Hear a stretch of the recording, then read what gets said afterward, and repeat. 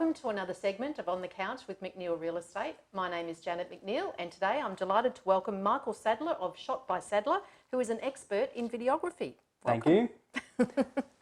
So Michael, tell us a bit about yourself and your background. Well, I started filming when I was 16 at the skate park. I was the only person really there that had a camera, and like everyone gets sponsored on whatever thing they decide to ride, and my videos got seen by companies, and I got sponsored by them, and then got flown to Europe and New Zealand for that. Really?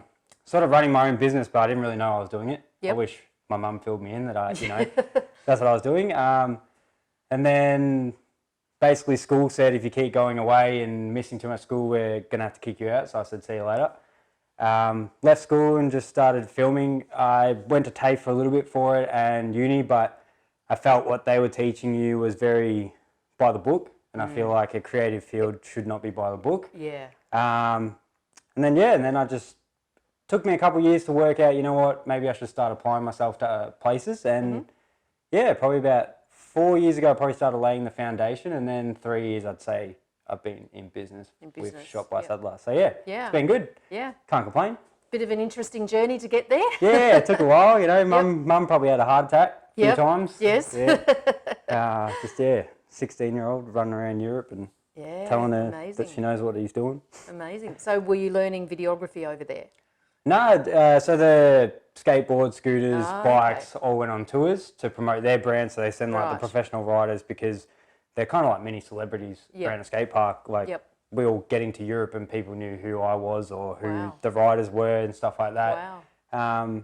And then just went over there, did that, and then as more people got into that field, there was more 16-year-olds coming in. So they were coming in doing videos, you know, for nothing because they just wanted the experience and stuff. And I had to make a living. So separated myself from that because I sort of worked for a company. But and then now I'm here. Brilliant. That's very interesting. So you do actually take a lot of videos on the Mornington Peninsula. So what do you love most about the Mornington Peninsula? I guess because I've just sort of grown up here. Just always come down this way. I love Cape Schanck. It's probably my favourite place in the world. I'll go there as much as I can. I think it's just less busy than Queensland. It's like having Queensland, but it's less busy. The beaches are, people, you know, go overseas to Hawaii for the best beaches, but I was like, why? Why? Because they're all here. Like Blue Gary Back Beach. You got you got surf. You got just, you know, leisure beaches.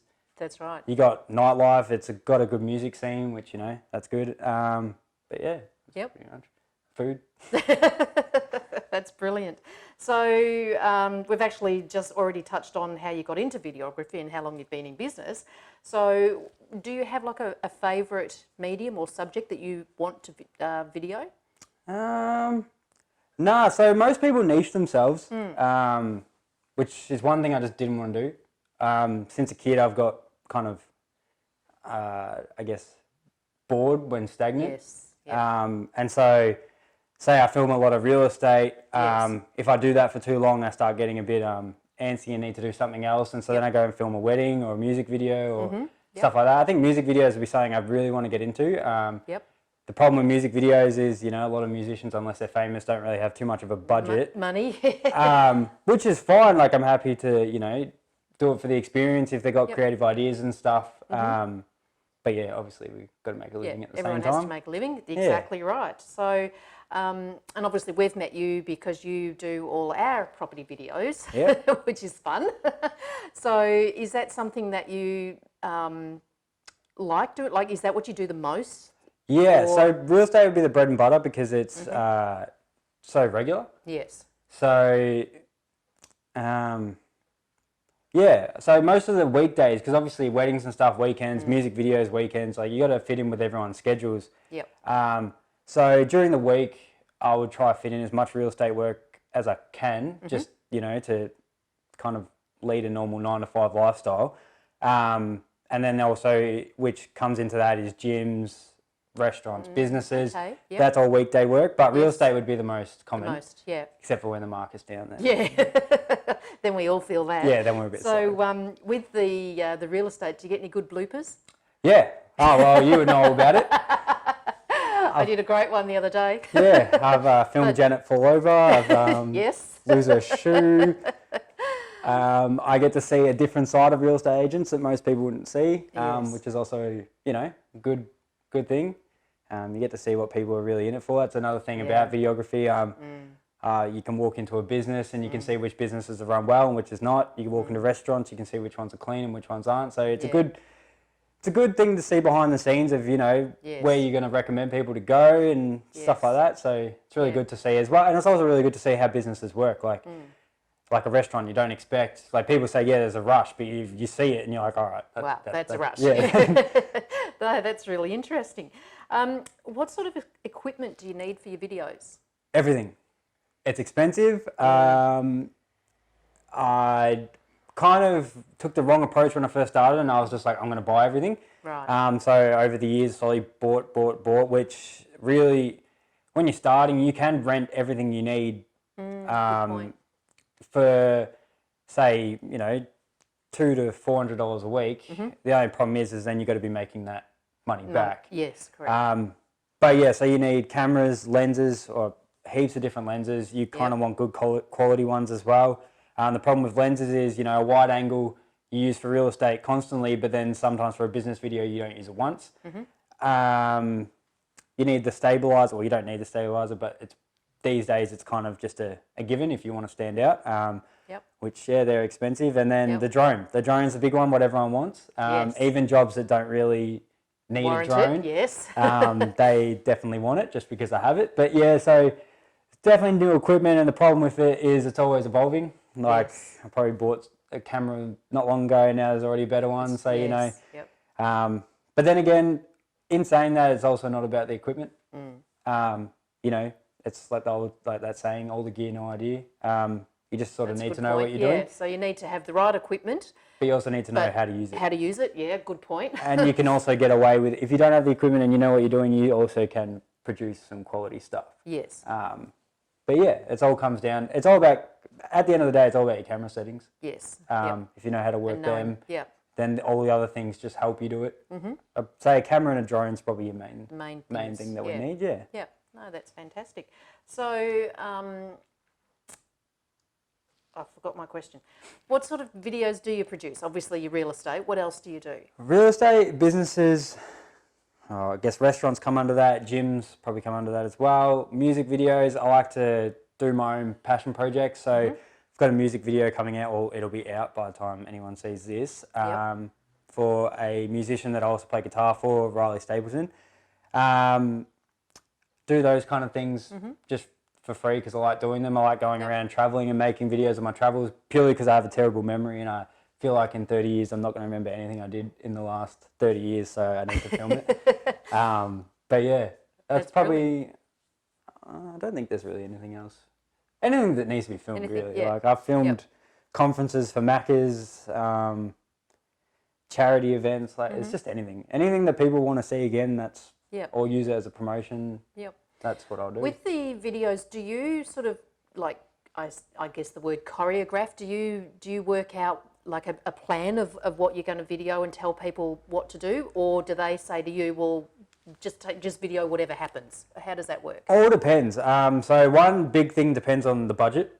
If there's a lot of pre-planning, obviously you can't just do it for your time on set and editing time. You kind of need to incorporate the pre-planning time as well. But say for like real estate videos, you have some agents that love to, you know, they know what they want, they know how they want to brand themselves, and that's fine.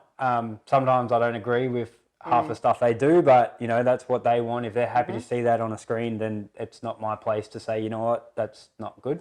But then you also have people that, you know, come in and just say, hey, you're a professional, you know what you're doing, just can you tell us what to do? And then that's great as well. So they both work. Sometimes, obviously, people's ideas can be a bit extreme, and I have to kind of talk them down out of doing that sometimes. But the big thing is also knowing their target market. So that's one thing I think that I've tried to also incorporate into my business is look further than just the job. Kind of know who they're making it for. So I sometimes send like a list, depending on the type of job it is. I send like a list and ask what what they want to achieve out of it, because that's a big thing. Like, if if they're trying to reach, you know, like say, again, using real estate as an example, if they're trying to reach families and like upper class clients and stuff like that, and they're, you know, diving in a suit into a pool, it's not going to please everyone. So like someone's going to find that, you know, a bit childish or a bit extreme again. So it's again to know that. For them seeing that, so they won't go and look at the property. And so and some people will also want to just, you know, a professional representation of their property kind of thing. Yeah, so correct. Yeah, it's just all depends. You sort of get the vibe off the person you speak to, and if you don't, you just got to ask a question. No, good point. Okay. So now, big question. I think this is quite important. Do you edit the videos yourself? Yes, so it's all me. Sometimes not sent overseas. Yeah, sometimes that's a bit of a headache, but I can't trust anyone. I don't really want to grow my business to the point where I have to put on other people unless I fully trust them. I see a lot of, you know, again, bringing it back to real estate, same as the big agencies versus the independents. You know, you lose a lot of personal touch. I can safely say I'm friends with 95% of my clients. Wouldn't hesitate to invite them to an event or anything like that. And that's what I want. Like, the worst thing is going to a job where you don't know who they are, and then they kind of, you know, come off a bit, I don't know, rude or something like that, and then it just destroys everything. It's a bad experience. And if you're in a creative mindset, and someone just kind of, you know, rocks you down, and rocks your head a little bit, you're focusing on that. You're then not focusing on the creative side of things. Correct. So, I just want to, you know, have a good relationship with my clients and just have fun. Have fun and keep the good clients, and, you know, do the occasional job for people you don't know, but sometimes they turn into regular clients. Yes, that's right. But I don't have any plans of growing too big. Too much, that's good. Because it's just too many overheads. Yeah, that's a good point too. How far would you typically travel for a shoot? Again, depends on the budget. I'll travel to the other side of the world if you want to pay me to do it. Oh, great. I recently went to Queensland for a wedding. Like I said, I've been to Europe and stuff. So wherever the work is. Yeah, wherever the work is, as long as I'm willing to be compensated as well as, you know, the normal job fee. It also depends. If they're going to pay me to go to Hawaii, I'm happy to take that as a holiday. Why not? Exactly. That'd be brilliant. So, Michael, how do people find you? I don't know. Word of mouth? Word of mouth is probably my strongest thing. I've been pretty slack on the social media side of things, which is terrible for what industry I'm in. I do occasionally, you know, weddings come a lot from off the back of another wedding, or they do find me on social medias. Real estate is just, they see my videos from competition and they decide they want to incorporate that into their packages. I've just wrapped my van, developed a website, all by Burst Graphics, which is located in Carrum Downs, and they're amazing. I was, being in a creative industry, I'm very particular what I wanted. So I think that's one of the reasons why I put off doing all these different things. Like, I still haven't got shirts made and stuff because I just haven't found a company that you're comfortable with.